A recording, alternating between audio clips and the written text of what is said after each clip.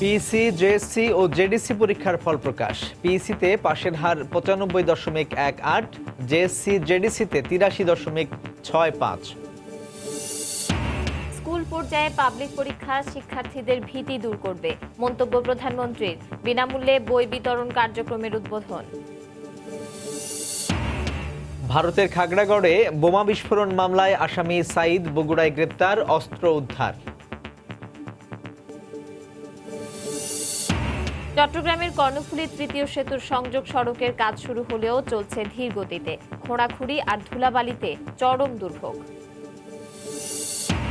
এবং পর্যটকদের জন্য কুয়াকাটার সঙ্গে যুক্ত হলো বিশ্বের বৃহত্তম ম্যানগ্রোভ বন সুন্দরবন। দক্ষিণাঞ্চলের পর্যটন শিল্পের বিকাশ ঘটবে আশা সংশ্লিষ্টদের।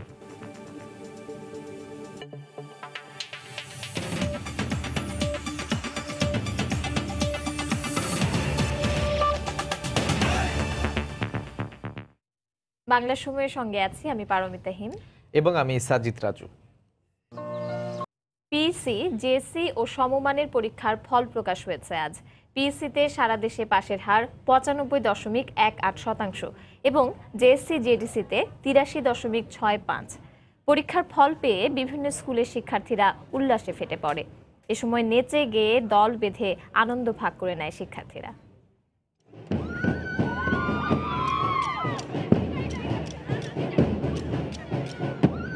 ক্ষুদে শিক্ষার্থীদের এই উচ্ছ্বাস যেন বাঁধ ভাঙা। এই উল্লাসই প্রবলভাবে জানান দিচ্ছে তাদের সফলতার গল্প। শনিবার দুপুর ১টায় ফল প্রকাশের পর থেকেই উৎসবে মেতে ওঠে প্রাথমিক ও অষ্টম শ্রেণী সমাপনী পরীক্ষায় উত্তীর্ণ শিক্ষার্থীরা। প্রকাশিত ফলাফলে দেখা যায় প্রাথমিক সমাপনী পরীক্ষা পিইসি ও ইবতেদায়ীতে এবছর পাশের হার ৯৫.18%। পিইসিতে জিপিএ 5 পেয়েছে ২,৬২,৬০৯ জন শিক্ষার্থী। অন্যদিকে ইবতেদায়ী পরীক্ষায় জিপিএ 5 পেয়েছে ৫,০২৩ জন শিক্ষার্থী। আমি জিপিএ 5 পেয়েছি, আমি খুব খুশি। আমার বাবা মার কষ্ট আমি সফল করেছি, আরো ভালো করে পড়াশোনা করে আরো পাস করব। নিজেকে খুব গর্বিত মনে হচ্ছে, আর ছেলে অত্যন্ত কষ্ট করেছে, ছেলেকে ধন্যবাদ। আমিও খুব আনন্দিত, আমার ছেলে জিপিএ 5 পাইছে, আমার কষ্টটা সফল হয়েছে। এছাড়া জেএসসি পরীক্ষায় 8টি সাধারণ বোর্ড ও একটি মাদ্রাসা বোর্ড মিলে এবছর জেএসসি জেডিসিতে পাশের হার ৮৩.৬৫% এবং মোট জিপিএ 5 এর সংখ্যা ১,৯১,৬২৮ জন। এর মধ্যে জেএসসিতে জিপিএ 5 পেয়েছে ১,৮৪,৩৯৭ জন এবং জেডিসিতে জিপিএ 5 পেয়েছে ৭,২৩১ জন। অনেক ভালো লাগছে, সবাই একসাথে গোল্ডেন এ প্লাস পেয়েছি। এক বছর কষ্ট করার পর এত ভালো রেজাল্ট হয়েছে, জন্য অনেক খুশি। আর সবাইকে থ্যাংক ইউ, সবাই এত হেল্প করেছে। যে এক্সাইটমেন্টটা ছিল রেজাল্ট দেওয়ার সময়, সবাই একসাথে আরো ভালো করে আরো বেশি হয়ে গেছে। সবসময় আমরা মেধা তালিকায় সবাই আগে থাকি এবং এবারও আমরা সবার আগেই আছি। এবছর প্রাথমিক ও ইবতিদায়ী সমাপনী পরীক্ষায় ৩০,৯৬,০৭৫ জন শিক্ষার্থী ও জেএসসি জেডিসিতে ২৪,৬৮,৮২০ জন শিক্ষার্থী অংশগ্রহণ করে।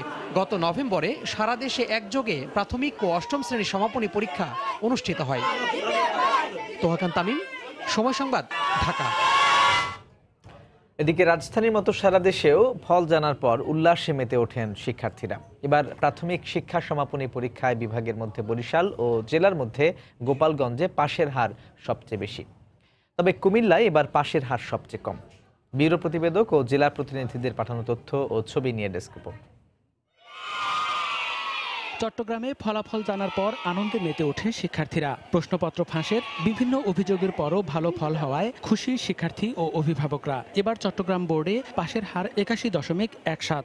আমি গোল্ডেন এ প্লাস পেয়েছি, তাই আমার খুবই ভালো লাগছে। যদি বৃত্তি আসে আরো একটু ভালো বেশি লাগবে।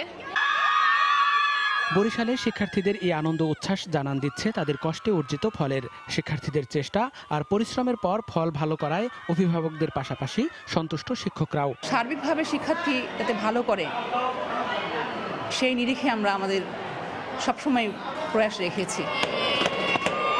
কুমিল্লা বোর্ডে গত 7 বছরের মধ্যে ফলাফল সবচেয়ে খারাপ হয়েছে। এবার জেলা ও উপজেলা সদরের প্রতিষ্ঠানগুলো তুলনামূলক ভালো ফল করলেও খারাপ করেছে গ্রামের স্কুলগুলো। আমরা কম্পেয়ার করেছি, অন্যান্য সাবজেক্টগুলো তো পার্সেন্টেজ বিগত বছরগুলির মতোই আছে বা কোনো কোনো ক্ষেত্রে বেড়েছে। মোবাইলে জানা গেলেও রাজশাহীতে নিজের চোখে ফল দেখতে স্কুলগুলোতে ভিড় করে শিক্ষার্থীরা। পরে সহপাঠী ও শিক্ষকদের সাথে আনন্দ ভাগাভাগি করে নেয় তারা। ময়মনসিংহে দুপুরের পর ফলাফল হাতে পাওয়ার কথা থাকলেও ব্যক্তিগতভাবে অনেক শিক্ষার্থী আগেই তাদের ফলাফল জেনে যায়। এ সময় বিদ্যালয়ে গিয়ে উল্লাস প্রকাশ করে শিক্ষার্থীরা। জীবনের অন্যতম আনন্দের দিনটি উদযাপন করতে সিলেটের স্কুলগুলোতে ফলাফল প্রকাশের আগে থেকেই ভিড় করে শিক্ষার্থীরা। সিলেট অঞ্চলে প্রাকৃতিক দুর্যোগের কারণে এবার ফলাফলে কিছুটা নেতিবাচক প্রভাব পড়েছে বলে মনে করছেন শিক্ষাবিদরা। প্রাকৃতিক দুর্যোগ সিলেটে এবার 2 বার পরপর বন্যা হয়ে গেছে। এই সব মিলিয়ে আমরা মনে করছি যে গণিতে এবং ইংরেজিতেও গতবারের চেয়ে খারাপ হয়েছে। এই দুইটা খারাপের প্রেক্ষিতে আমাদের রেজাল্টটা একটু খারাপ হয়েছে। এছাড়া যশোর ও দিনাজপুর সহ সারা দেশে জেএসসি, জেডিসি ও পিএসসি পরীক্ষার ফল প্রকাশের পর উল্লাস প্রকাশ করে শিক্ষার্থীরা। মনিরুজ্জামান প্রান্ত, সময় সংবাদ। এর আগে সকালে গণভবনে 2017 শিক্ষাবর্ষের প্রাথমিক শিক্ষা সমাপনী এবং জেএসসি ও জেডিসি পরীক্ষার ফল প্রধানমন্ত্রী শেখ হাসিনার কাছে হস্তান্তর করা হয়। এ সময় তিনি বলেন, স্কুল পর্যায়ে এই দুটি পাবলিক পরীক্ষা শিক্ষার্থীদের পরীক্ষা ভীতি দূর করতে সহায়তা করছে। পাশাপাশি শিক্ষা প্রতিষ্ঠানগুলোতেও নজরদারি বাড়াতে মন্ত্রণালয়কে নির্দেশ দেন প্রধানমন্ত্রী। এবছর নভেম্বরে অনুষ্ঠিত দেশের শিক্ষা ব্যবস্থার সবচেয়ে ছোট স্তর প্রাথমিক পর্যায়ে ক্ষুদে শিক্ষার্থীদের প্রাথমিক শিক্ষা সমাপনী পরীক্ষার ফল প্রকাশ করা হলো। শনিবার সকালে প্রধানমন্ত্রীর বাসভবন গণভবনে প্রাথমিক শিক্ষা সমাপনী পরীক্ষার এবছরের ফলাফলের সারসংক্ষেপ তুলে দেন প্রাথমিক ও গণশিক্ষামন্ত্রী। সংক্ষিপ্ত বক্তব্যে সংশ্লিষ্ট মন্ত্রী জানান, এবছর প্রাথমিক ও ইবতেদায়ী মিলে মোট পাশ করেছে 95.18% শিক্ষার্থী। এরপর অষ্টম শ্রেণীর শিক্ষার্থীদের জুনিয়র স্কুল সার্টিফিকেট, জেএসসি এবং জুনিয়র দাখিল সার্টিফিকেট, জেডিসি পরীক্ষার ফলের সারসংক্ষেপ প্রধানমন্ত্রীর হাতে তুলে দেন শিক্ষামন্ত্রী। এ সময় একে একে সবকটি সাধারণ শিক্ষা বোর্ড ও মাদ্রাসা শিক্ষা বোর্ডের চেয়ারম্যানদের পক্ষ থেকে ফল তুলে দেয়া হয় প্রধানমন্ত্রীর কাছে। এবছর জেএসসি ও জেডিসিতে মোট পাশের হার 83.65%। এ সময় প্রধানমন্ত্রী বলেন, যুগের সাথে তাল মিলিয়ে প্রয়োজনে শিক্ষার পাঠ্যক্রমেও পরিবর্তন নিয়ে আসার উদ্যোগ নিতে হবে। যুগের সাথে তাল মিলিয়ে আমাদের শিক্ষার কারিকুলামগুলিও সেভাবে গ্রহণ করতে হবে। যুগের প্রয়োজন অনুযায়ী কোন কি সাবজেক্ট কিভাবে পড়তে হবে সেগুলি সম্পর্কে আমাদের একটা সম্যক ধারণা থাকা একান্তভাবে প্রয়োজন। যুগের সঙ্গে তাল মিলে আমাদের শিক্ষার কারিকুলামকে গ্রহণ করা, পরিবর্তন করা এবং সেই সাথে দেশকে এগিয়ে নিয়ে যাওয়া। এছাড়া এসব পরীক্ষা পদ্ধতি প্রণয়নের ফলে শিক্ষার্থীদের পরীক্ষা ভীতি দূর হচ্ছে জানিয়ে শিক্ষার মানোন্নয়নে শিক্ষা প্রতিষ্ঠানগুলোতে মন্ত্রণালয়ের কর্মকর্তাদের নিয়মিত নজরদারি বজায় রাখারও আহ্বান জানান তিনি। তাদের মেধা আছে, সব কিছু আছে, তবে আমাদের শিক্ষা মন্ত্রণালয়কে বলবো যে আমাদের স্কুলগুলি দিকে একটু নজর দেওয়া দরকার, যে সেখানে যেন সঠিকভাবে পড়াশোনাটা ঠিকমতো হচ্ছে কিনা এই বিষয়টার দিকে একটু বিশেষভাবে নজর দিতে হবে। যুগের সাথে তাল মিলিয়ে পরিবর্তিত বিশ্বে নিজেকে প্রতিষ্ঠিত করতে শিক্ষার্থীদের গ্রন্থমুখী হওয়ারও নির্দেশ দেন প্রধানমন্ত্রী শেখ হাসিনা। দেবাশিস রায়, সময় সংবাদ, ঢাকা। 2018 সালে সারা দেশে বিনামূল্যে বিতরণ করা নতুন বই বিতরণ কার্যক্রমের উদ্বোধন করলেন প্রধানমন্ত্রী শেখ হাসিনা। সকাল 10:30টায় গণভবনে শিক্ষামন্ত্রী এবং প্রাথমিক ও গণশিক্ষামন্ত্রী বিনামূল্যে বই বিতরণ করা বই এর কপি আনুষ্ঠানিকভাবে তুলে দেওয়ার মাধ্যমে এই কার্যক্রমের উদ্বোধন করা হয়। এ সময় প্রধানমন্ত্রী প্রাথমিক পর্যায়ের শিক্ষার্থীদের হাতে বই তুলে দেন। এছাড়া প্রতিবন্ধী শিক্ষার্থীদের হাতেও বই তুলে দেন প্রধানমন্ত্রী। নতুন বছরের বই কার্যক্রমের উদ্বোধনী অনুষ্ঠানে শিক্ষামন্ত্রী নুরুল ইসলাম নাহিদ বলেন, এরই মধ্যে দেশের সকল জেলা উপজেলার স্কুলগুলোতে বই পৌঁছে গেছে। সারা দেশে 35,42,90,162টি বই বিনামূল্যে বিতরণ করা হবে বলে জানান তিনি। এ সময় নতুন বই নেওয়া শিক্ষার্থীদের সাথে গণভবনের উন্মুক্ত প্রাঙ্গণে ছবি তুলে উৎসাহ দেন প্রধানমন্ত্রী।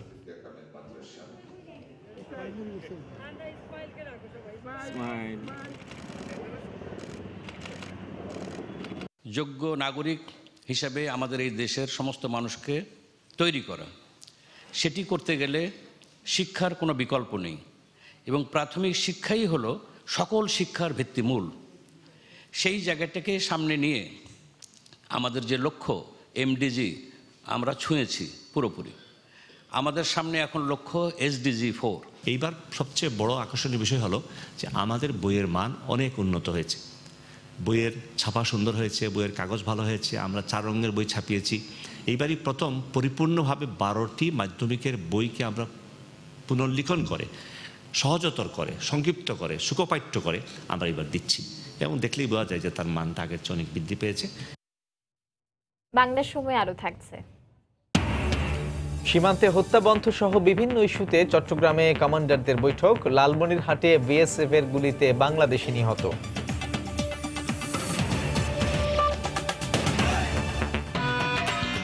ভিগো কেবল কেসিং, ঘরকে একই সাথে দিন beautiful looks and total safety. ভারতের পশ্চিমবঙ্গের খাগড়াগড়ে বোমা বিস্ফোরণ মামলার প্রধান আসামি ও দেশের দক্ষিণাঞ্চলের 90 জেএমবি প্রধান আবু সাইদকে বগুড়া থেকে আটক করেছে গোয়েন্দা পুলিশ। গতকাল রাতে নন্দীগ্রাম উপজেলার ওমরপুর বাজারে অভিযান চালিয়ে তাকে গ্রেপ্তার করা হয়। এ সময় তার কাছ থেকে গুলিসহ অস্ত্র উদ্ধার করা হয়। দুপুরে এক প্রেস ব্রিফিংয়ে এ তথ্য জানান জেলা পুলিশ সুপার আসাদুজ্জামান। তিনি বলেন, আবু সাইদ 2002 সালে জেএমবিতে যোগদানের পর 7টি দেশের বিভিন্ন স্থানে কার্যক্রম পরিচালনা করে আসছিল। পরবর্তীতে 2007 সালের ভারতের নদিয়া, বর্ধমান ও বীরভূম জেলার দায়িত্ব পায় সে। 2014 সালে খাগড়াগড়ে বোমা বিস্ফোরণে 2 জন নিহত হন। এ ঘটনায় দায়েরকৃত মামলার প্রধান আসামি সে। নওগাঁয় একটি মামলার মৃত্যুদণ্ডপ্রাপ্ত আসামি Saeed.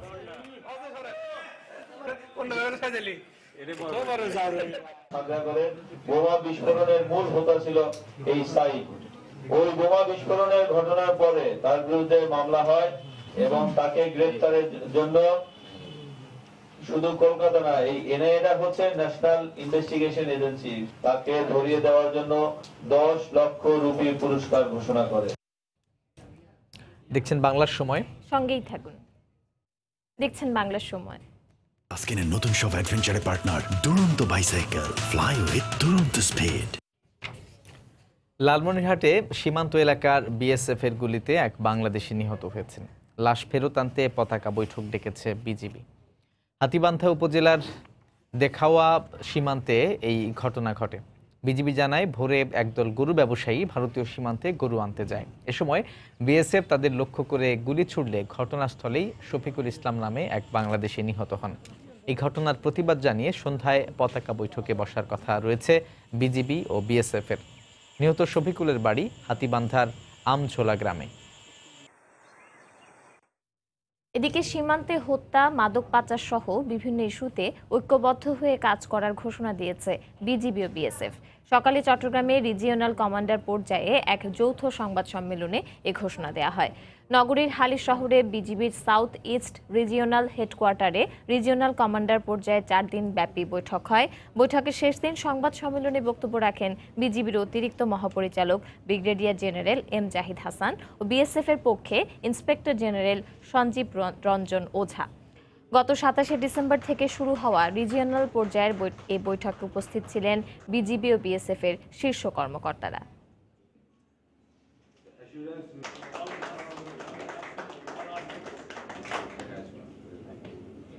The fruitful results of our smuggling of firearms and explosives. সীমান্তে মাদক পাচার, মানব পাচার ও অস্ত্র চোরাচালান সহ বিভিন্ন ধরনের অপরাধ সংঘটিত হয়। সীমান্ত ভিত্তিক সব ধরনের অপরাধ বন্ধে ঐক্যবদ্ধ হয়ে কাজ করবে বিজিবি ও বিএসএফ। আমি আশা করি এই বৈঠকের মধ্য দিয়ে দুদেশের বন্ধুত্বপূর্ণ সম্পর্কের আরো উন্নতি ঘটবে। সীমান্ত এলাকায় বিভিন্ন অপরাধ ও সন্ত্রাসমূলক কর্মকাণ্ড বন্ধে কাজ করে সীমান্তরক্ষী বাহিনী, বিএসএফ ও বিজিবি। মানুষের জানমাল রক্ষায় সর্বদা সচেষ্ট থাকে বিএসএফ। শুধুমাত্র আঘাত এলে আত্মরক্ষার্থে গুলি চালাতে বাধ্য হন তারা। বাংলার সময় আরো থাকছে। নড়াইলে দর্শনার্থীদের আনাগোনায় মুখর সুলতান মেলা, চলছে সাংস্কৃতিক অনুষ্ঠানও।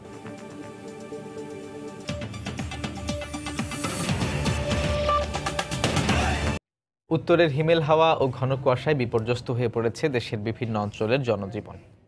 সকালে শরীয়তপুরে ঘন কুয়াশায় ঢাকা পড়ে চারদিক। প্রচণ্ড শীত আর কনকনে বাতাস উপেক্ষা করেই প্রয়োজনীয় কাজে বের হন মানুষ। কেউ কেউ রাস্তার পাশে খড়কুটো জ্বালিয়ে শীত নিবারণের চেষ্টা করছেন।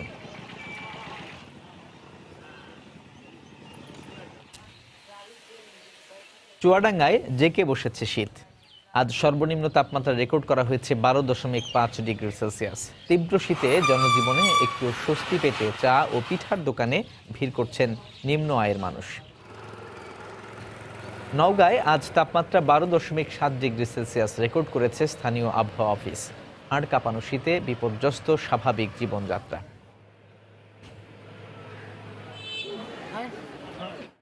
ঘন কুয়াশার কারণে প্রায় 9 ঘন্টা বন্ধ থাকার পর পাটুরিয়া দৌলতদিয়া নৌ রুটে ফেরি চলাচল স্বাভাবিক হয়েছে। তবে উভয় ঘাটে পারাপারের অপেক্ষায় রয়েছে সহস্রাধিক যানবাহন। বিআইডব্লিউটিসির কর্তৃপক্ষ জানায়, গতকাল রাত থেকে ঘন কুয়াশায় ফেরি চলাচল ব্যাহত হয়। দুর্ঘটনা এড়াতে রাত 10টার দিকে বন্ধ করে দেওয়া হয় ফেরি চলাচল। এতে মাঝ নদীতে আটকা পড়ে একটি ফেরি। কুয়াশা কেটে যাওয়ার পর সকাল 7টার দিকে ফেরি চলাচল শুরু হয়। এদিকে শিমুলিয়া কাঁঠালবাড়ি নৌ রুটেও ফেরি চলাচল ব্যাহত হচ্ছে। শিমুলিয়া ঘাটে আটকা রয়েছে 3 শতাধিক যানবাহন।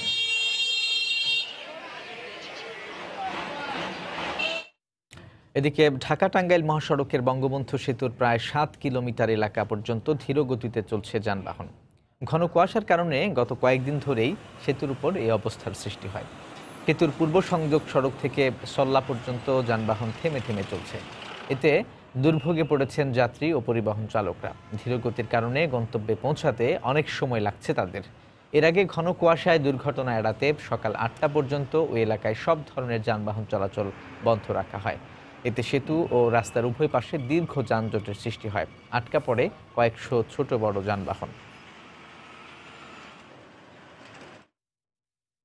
উদ্বোধনের 7 বছর পর চট্টগ্রামের কর্ণফুলীর তৃতীয় সেতুর সংযোগ সড়কের কাজ শুরু হলেও চলছে ধীর গতিতে।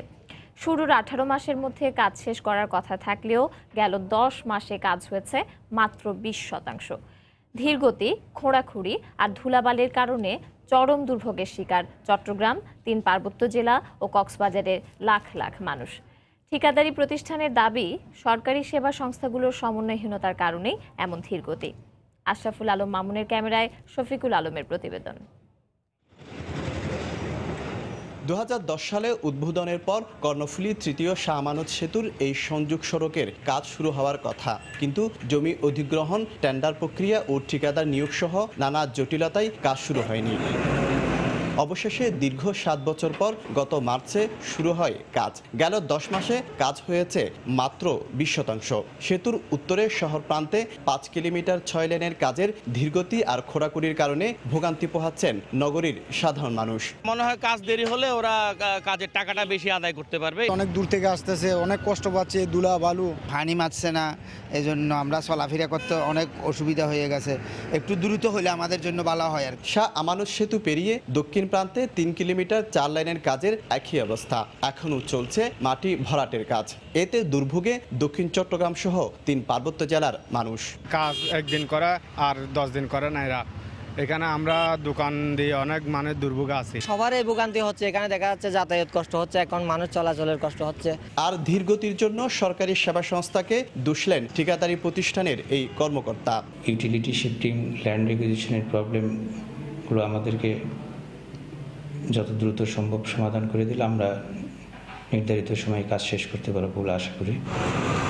অপরদিকে সরকারি সেবা সংস্থাগুলোকে সংশ্লিষ্ট মন্ত্রণালয় তদারকির আওতায় আনলে এই সমস্যা হতো না, এমন দাবি নগর পরিকল্পনাবিদের। যে সরকারি সংস্থাগুলো আছে এদের সাথে ঠিকাদারি প্রতিষ্ঠানের যে একটা সমন্বয়, যে একটা নিবিড় মনিটরিংয়ের দরকার, সেই জায়গাটা একটা বিশাল একটা গাফিলতি দেখতে পাই। প্রকল্পটি নির্মাণ করছে সড়ক ও জনপদ বিভাগ। 304 কোটি টাকার মধ্যে 228 কোটি কুয়েত এবং 76 কোটি টাকা দিচ্ছে বাংলাদেশ সরকার। সেতুর উভয় প্রান্তে 8টি কালভার, 4টি ব্রিজ ও 2টি ওভারপাস রয়েছে। শফিকুল আলম, সময় সংবাদ, চট্টগ্রাম। সরকার জনগণের ভোটে নির্বাচিত হয়ে সংসদে গেছে। অসাংবিধানিকভাবে ক্ষমতায় যাওয়ার দল আওয়ামী লীগ নয় বলে জানিয়েছেন আওয়ামী লীগের যুগ্ম সাধারণ সম্পাদক মাহবুবুল আলম হানিফ। দুপুরে কুষ্টিয়ার সদর উপজেলায় একটি অনুষ্ঠানে যোগ দিয়ে তিনি একথা বলেন। ডক্টর কামাল হোসেন প্রখ্যাত আইনজীবী, উনি বর্তমান সংসদ নিয়ে কথা বলেছেন এবং বলেছেন যে এখানে অনির্বাচিত সংসদ সদস্য যারা, এদের লজ্জাবোধ নেই। আপনি একবারই পার্লামেন্ট মেম্বার হিসেবে এসেছিলেন, সেটাও বিনা প্রতিদ্বন্দ্বিতায় আপনি নির্বাচিত হয়ে এসেছিলেন। বঙ্গবন্ধুর ছেলে যে আসনে উনি ওখানে দাঁড়িয়েছিলেন, কেউ প্রার্থী না হয়ে বিনা প্রতিদ্বন্দ্বিতা নির্বাচিত হিসাবে উনি পার্লামেন্টে আসার সুযোগ পেয়েছিলেন। যিনি জীবনে একবারই বিনা পদে নির্বাচিত পার্লামেন্টে গেছেন, উনি কিনা আবার বলছেন যে বিনা পদে নির্বাচিত পার্লামেন্টে লজ্জা হয় না। তো লজ্জা বোধটা আগে আপনার হওয়া উচিত। বিএনপির স্থায়ী কমিটির সদস্য ডক্টর খন্দকার মোশাররফ হোসেন বলেছেন, বর্তমান সরকার বিএনপি ও জিয়া পরিবারকে ভয় পায় বলেই মামলা দিয়ে ষড়যন্ত্র করছে। দুপুরে নারায়ণগঞ্জে জাতীয়তাবাদী মহিলা দলের সম্মেলনে একথা বলেন তিনি। কোন সাক্ষী বলে নাই যে এই ট্রাস্টের সাথে দেশনেত্রী বেগম খালেদা জিয়ার সম্পর্ক আছে, কোন সম্পৃক্ততা নাই। তারপর আপনারা দেখতে পাচ্ছেন সপ্তাহে 3 দিন কাঠগড়ায় দাঁড় করে রাখা হচ্ছে। কেন? ষড়যন্ত্র। যেহেতু আওয়ামী লীগ বিএনপিকে ভয় পায়, জিয়া পরিবারকে ভয় পায়, সেই জন্য আজকে ষড়যন্ত্র অংশ হিসাবে এই যে ভুয়া বিচার পরিচালনা করা হচ্ছে। আগামীকাল যশোর যাচ্ছেন প্রধানমন্ত্রী শেখ হাসিনা। তার আগমনকে কেন্দ্র করে এরই মধ্যে সব প্রস্তুতি শেষ করেছেন দলীয় নেতাকর্মীরা। প্রধানমন্ত্রীকে স্বাগত জানাতে তৈরি করা হয়েছে বড় বড় তোরণ। এছাড়া বিভিন্ন ব্যানার ও পোস্টার দিয়ে সাজানো হয়েছে রাস্তার দুপাশ। চলছে জনসভার প্যান্ডেল তৈরির কাজ। প্রধানমন্ত্রীর আগমন উপলক্ষে আইন শৃঙ্খলা রক্ষা বাহিনীর পক্ষ থেকে নেওয়া হয়েছে কঠোর নিরাপত্তা ব্যবস্থা। সকালে যশোরের বীরশ্রেষ্ঠ মতিউর রহমান ঘাঁটিতে বিমান বাহিনীর একটি অনুষ্ঠানে যোগ দেবেন প্রধানমন্ত্রী। পরে দুপুরে শহরের কেন্দ্রীয় ঈদগাহ মাঠে আয়োজিত জনসভায় বক্তব্য রাখবেন তিনি। এ সফরে যশোরের উন্নয়নের মোট 24টি প্রকল্পের উদ্বোধন করার কথা রয়েছে প্রধানমন্ত্রীর। 31 ডিসেম্বর মাননীয় প্রধানমন্ত্রী জননেত্রী শেখ হাসিনা ঈদগাহ ময়দানে আসবেন। এখানে জনসভায় আগামী 2018 সালের নির্বাচনকে ঘিরে এই জনসভা আমরা মনে করতেছি, আমরা সেইভাবেই অর্গানাইজ করছি। পাশাপাশি সরকারি কিছু উদ্বোধন আছে। 4 স্তরে আমরা এই নিরাপত্তা ব্যবস্থা গ্রহণ করেছি। ইনার কর্ডন এবং আউটার কর্ডন সহ আমরা 4 স্তরের নিরাপত্তা ব্যবস্থা, এখানে নির্বাহী ম্যাজিস্ট্রেট সহ অন্যান্য যত আইন শৃঙ্খলা বাহিনী আছে সকল আইন শৃঙ্খলা বাহিনীও মাননীয় প্রধানমন্ত্রীর নিরাপত্তা নিশ্চিত করার কাজে তারা দায়িত্ব পালন করবেন। গাজীপুরে একটি কারখানায় গ্যাস সিলিন্ডার বিস্ফোরণে একজন নিহত হয়েছেন, আহত হয়েছেন আরও 2 জন। আহতদের ঢাকা মেডিকেল কলেজ হাসপাতালের বার্ন ইউনিটে ভর্তি করা হয়েছে। তাদের মধ্যে হানিফের 23% ও সাইফুল আলমের 25% দগ্ধ হয়েছে বলে জানিয়েছেন চিকিৎসক। গতরাতে কালীগঞ্জের দেওপাড়া এলাকায় আরএফএল-এর ওয়ার্কশপে পিকআপ থেকে গ্যাস সিলিন্ডার নামাচ্ছিলেন কয়েকজন শ্রমিক। এ সময় হঠাৎ করে একটি সিলিন্ডার হাত থেকে পড়ে বিকট শব্দে বিস্ফোরিত হয়। এতে ঘটনাস্থলেই মাসুদ রানা নামে এক শ্রমিক নিহত হন, দগ্ধ হন আরও 2 জন। নিহত মাসুদ রানার বাড়ি শরীয়তপুরে। গ্যাসের বোতল নামাইতে ছিল, তখন ওই গ্যাসের বোতল নামাইতে গিয়ে বাস্ট হয়ে ওইখানে জায়গায় স্পট হয়। বিশাল শব্দ একটা আওয়াজ পাইলাম, তো আমি দৌড়াই বাইপাসে আসলাম, দেখি অনেক লোক জড়ো হয়েছে। দিকাইলাম একজন লোক নিহত হয়ে গেছে, 4-5 জন লোক আহত হয়েছে। পিকআপ দিয়ে হাসপাতাল, বিভিন্ন হাসপাতাল নিয়ে গেছে। সাধারণত এই গ্যাস সিলিন্ডার বিস্ফোরণ হওয়ার কারণে কোনো অগ্নি সংঘটিত হয় নাই এবং এটা সাধারণত অসাবধানতার কারণেই মূলত এই দুর্ঘটনাটা সংঘটিত হয়েছে। এদিকে সৌদি আরবে সড়ক দুর্ঘটনায় নিহত তানিয়া হোসেনের বাড়ি ব্রাহ্মণবাড়িয়ার মুন্সেফ পাড়ায় শোক নেমে এসেছে। আগামীকাল পরিবারের সদস্যদের নিয়ে দেশে আসার কথা ছিল তানিয়ার। পরিবারের ছোট মেয়েকে হারিয়ে বাকরুদ্ধ স্বজন। 10 বছর ধরে স্বামী নিলয় হোসেনের কর্মস্থল ইতালিতে সন্তানদের নিয়ে বসবাস করছিলেন তানিয়া। গত 23 ডিসেম্বর স্বামী ও সন্তানসহ ওমরা পালন করতে সৌদি আরব যান তিনি। ওমরা পালন শেষে আগামীকাল তাদের ব্রাহ্মণবাড়িয়া আসার কথা ছিল। 2 বছর আগে শেষবারের মতো বাংলাদেশে এসেছিলেন তারা। তানিয়ার স্বামী আহত নিলয় হোসেনের বাড়িও ব্রাহ্মণবাড়িয়ার তাওরা উপজেলায়। পরিবারের ইচ্ছে অনুযায়ী সৌদি আরবেই নিহতদের লাশ দাফনের কথা রয়েছে। আমার বোন বাইকরা সব চলে গেছে, আমার ভগ্নবতীটা আছে, আইসিতে আছে। জায়গার মধ্যে স্পট ডেট বোন আর বাইক না। পরে বিকালবেলা খবর আসলো আমার আরেকটা বাইক না নাই। বোনের স্মৃতি বলতে পারবো না, আমরা 2 বোন পাশাপাশি ছোট ছিলাম একসাথে। আমার আন্তরিক ইচ্ছা ওইখানে হোক, আমরা সবাই চাই পবিত্র, ওইখানে মারা গেছে ওইখানে পবিত্র জায়গাতে আমাদের বোন বাচ্চাদের দাফন হোক। দেখছেন বাংলার সময়, সঙ্গে থাকুন। দেখছেন বাংলার সময়। চিত্রশিল্পী এস.এম. সুলতানের 93তম জন্মবার্ষিকী উপলক্ষে নড়াইলে চলছে 10 দিন ব্যাপী সুলতান মেলা। 26শে ডিসেম্বর থেকে শুরু হওয়া এই মেলা হাজারো সুলতান ভক্তের প্রাণের মেলায় পরিণত হয়েছে। মেলাকে কেন্দ্র করে পর্যাপ্ত নিরাপত্তা ব্যবস্থার কথা জানিয়েছে পুলিশ। নড়াইল প্রতিনিধি খায়রুল আরেফিন রান্নার তথ্য ও ছবি নিয়ে ডেস্ক রিপোর্ট। প্রতি বছরের মতো এবারও নড়াইল শহরে রূপগঞ্জের সুলতান মঞ্চ চত্বরে মেলার আয়োজন করা হয়েছে। মনোহরি পণ্য সামগ্রী দিয়ে সাজানো হয়েছে মেলার স্টল। বেলা বাড়ার সাথে সাথে মেলায় বাড়ছে নানা বয়সী মানুষের পদচারণা। স্থানীয় বিভিন্ন শিল্পীর আঁকা চিত্রকর্মের প্রদর্শনী হচ্ছে সুলতান মেলায়। এছাড়া নড়াইলের কীর্তিমান ব্যক্তিদের নিয়ে অনুষ্ঠিত হচ্ছে সেমিনার। আর মেলার আনন্দ আয়োজনের অন্যতম অনুষঙ্গ বিভিন্ন সাংস্কৃতিক সংগঠনের মনোমুগ্ধকর পরিবেশনা। আয়োজন খুব উপভোগ্য এবং খুব ভালো, পরিবেশটা ভালো। এখানে আসতে পেরে আমি সত্যি খুবই আনন্দিত। এত মানুষের সমারোহ, এক্সিবিশনে আমার ছবিটা চান্স পেয়েছে, এটা আমার খুবই ভালো লাগতেছে। মেলার সুষ্ঠু পরিবেশ বজায় রাখতে পর্যাপ্ত নিরাপত্তা ব্যবস্থা নেওয়া হয়েছে বলে জানালেন জেলা পুলিশ সুপার। ঐতিহ্যবাহী সুলতান মেলা যাতে সুন্দর সুষ্ঠুভাবে উদযাপিত হয় সেজন্য আমরা ব্যাপক পুলিশি নিরাপত্তামূলক ব্যবস্থা গ্রহণ করেছি। আমরা সাদা পোশাকি পুলিশ এবং ট্রাফিক পুলিশ সহ আমাদের অন্যান্য গোয়েন্দা পুলিশ আমরা নিয়োগ করেছি। এদিকে মেলায় আয়োজিত সভা সেমিনারে নড়াইলের বরেণ্য ব্যক্তিদের জানার মধ্য দিয়ে নড়াইলবাসী আরো সমৃদ্ধ হচ্ছে বলে মনে করেন SM সুলতান ফাউন্ডেশনের সভাপতি। সাংস্কৃতিক অনুষ্ঠান সেমিনার মাধ্যমে জনগণ নড়াইলের বিশিষ্ট জনদের সম্বন্ধে জানতে পারছে এবং তার আনন্দ উপভোগ করতে পারছে এবং সুলতানের যে পরিচিতি সেটা আরো ছড়িয়ে পড়ছে চারদিকে। জেলা প্রশাসন ও SM সুলতান ফাউন্ডেশনের আয়োজনে এই মেলা চলবে আগামী 4 জানুয়ারি পর্যন্ত। সময় সংবাদ, নড়াইল। কুয়াকাটা পর্যটন কেন্দ্রের সঙ্গে যুক্ত হয়েছে বিশ্বের বৃহত্তম ম্যানগ্রোভ বন সুন্দরবন। সমুদ্রপথে লঞ্চ যোগাযোগ চালু করায় সম্ভব হয়েছে এটি। এতে কুয়াকাটায় ঘুরতে আসা পর্যটকরা কম সময়ে স্বল্প খরচে উপভোগ করতে পারবেন সুন্দরবনের সৌন্দর্য। ফলে দেশের দক্ষিণাঞ্চলের পর্যটন শিল্পের বিকাশ ঘটবে বলে মনে করছেন সংশ্লিষ্টরা।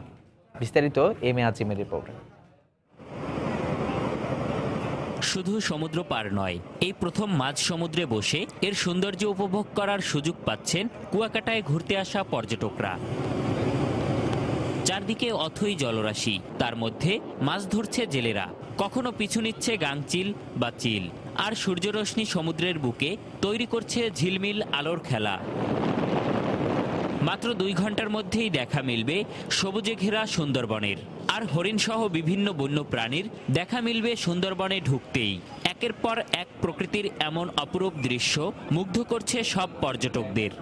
বিয়েটা এটা অনেক আনন্দের, বাচ্চা টাচ্চা নিয়ে এটা ঘোরার অনেক মজাই।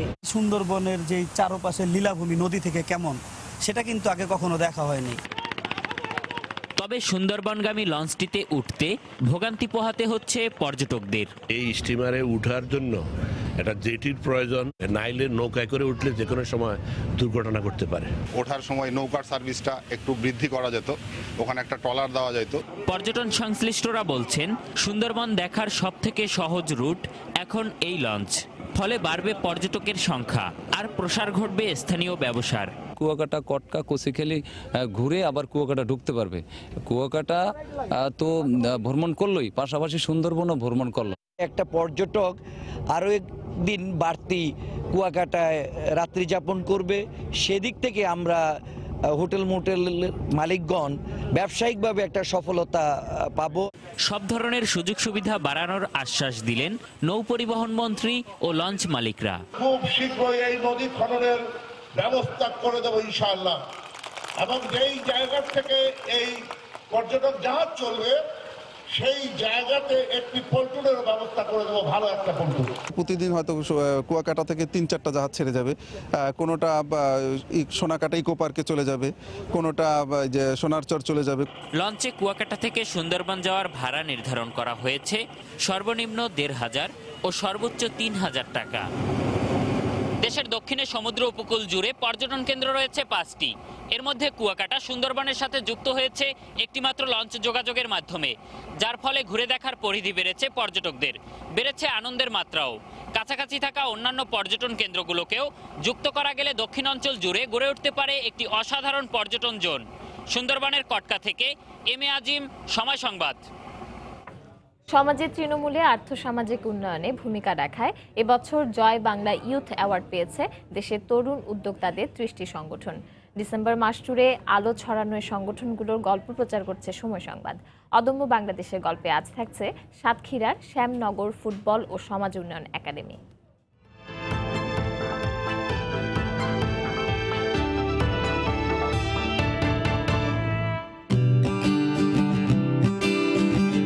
প্রতিদিন বিকেলে সাতক্ষীরার শ্যামনগরের স্কুল মাঠগুলোতে দেখা মেলে এক ঝাঁক খেলোয়াড়ের, যারা ব্যস্ত ফুটবল নিয়ে। প্রশিক্ষণের মধ্যেই তরুণ এই ফুটবলাররা স্বপ্ন দেখছে আগামী।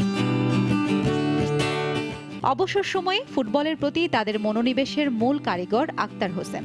সড়ক দুর্ঘটনায় পা ভেঙে যায় জেলা বিভাগ ছাড়িয়ে ঢাকা ফার্স্ট ডিভিশন খেলা এ ফুটবলারের। পরিবারের আর্থিক অনটনের সঙ্গে শরীরের এমন বাঁধ আটকাতে পারেনি দৃঢ় প্রতিজ্ঞ আক্তারকে। গড়ে তোলেন শ্যামনগর ফুটবল ও সমাজ উন্নয়ন একাডেমি। শ্যামনগরের ক্রীড়া অঙ্গনটা যারা চালায় তারা দীর্ঘদিন ধরে আমাদের প্রতি অন্যায় অবিচারই বেশি করেছে। এই কারণে আমার টার্গেট যে আমি শ্যামনগর থেকে বিশ্বমানের জাতীয় মানের অনেকগুলো প্লেয়ার তৈরি করতে চাই। অবসর সময়ে ঘুরে বেড়ানো কিংবা নেশায় আসক্ত শিশু কিশোরদের মাঠে টানতে এক দুর্বার প্রচেষ্টা।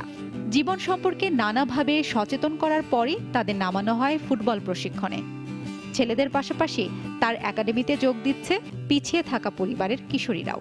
এখন প্র্যাকটিস করতেছি, তারপরে আমাদের দুইটা বড় বোন বিকেএসপিতে গেছে, আশা করি আমরাও যেতে পারবো। তো মাদক থেকে দূরে থাকবা, বিড়ি সিগারেট খাবো না, ভালোদের থাকবে, খারাপ লোকের ধারা যাবে না, এসবই বল। খাওয়া দাওয়া ব্যবস্থা, স্কুল ভর্তি সব উনি দেয়। এখন আমার পড়ালেখা খেলাধুলো সব উনি চালায়। ফুটবলের পাশাপাশি এলাকায় মাদকাসক্তি ও বাল্যবিয়ে বন্ধে ছড়ানো হচ্ছে সচেতনতার বার্তা। এমনকি ঝরে পড়া শিশুদের স্কুলমুখী করতেও নানা প্রচেষ্টা। সমাজ ও ক্রীড়া উন্নয়নে এমন ভূমিকার জন্য এবছর জয় বাংলা ইউথ অ্যাওয়ার্ড পেল শ্যামনগর ফুটবল ও সমাজ উন্নয়ন একাডেমি। সময় সংবাদ, সাতক্ষীরা।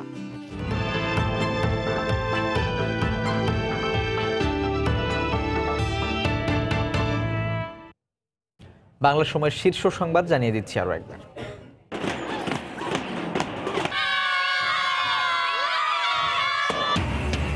পিএসসি, জেএসসি ও জেডিসি পরীক্ষার ফল প্রকাশ। পিএসসিতে পাশের হার 95.18, জেএসসি জেডিসিতে 83.65। স্কুল পর্যায়ে পাবলিক পরীক্ষার শিক্ষার্থীদের ভীতি দূর করবে মন্তব্য প্রধানমন্ত্রীর। বিনামূল্যে বই বিতরণ কার্যক্রমের উদ্বোধন। ভারতের খাগড়াগড়ে বোমা বিস্ফোরণ মামলার আসামি সাইদ বগুড়ায় গ্রেপ্তার, 3 দিনের রিমান্ড মঞ্জুর। চট্টগ্রামের কর্ণফুলী তৃতীয় সেতুর সংযোগ সড়কের কাজ শুরু হলেও চলছে ধীরগতিতে, খোঁড়াখুড়ি আর ধুলাবালিতে চরম দুর্ভোগ। এবং পর্যটকদের জন্য কুয়াকাটায় চালু হলো লঞ্চ যোগাযোগ। সমুদ্রের পাশাপাশি ঘুরে দেখা যাবে সুন্দরবনও। দক্ষিণাঞ্চলের পর্যটন শিল্পের বিকাশ ঘটবে আশা সংশ্লিষ্টদের। এ ছিল বাংলা সময়। যে কোনো খবর পেতে ভিজিট করুন সময়নিউজ.tv। এছাড়া এইমাত্র পাওয়া খবর আপনার মোবাইলে পেতে SMS করুন *BN লিখে পাঠিয়ে দিন 16242 নাম্বারে। সঙ্গে থাকুন সময়ে।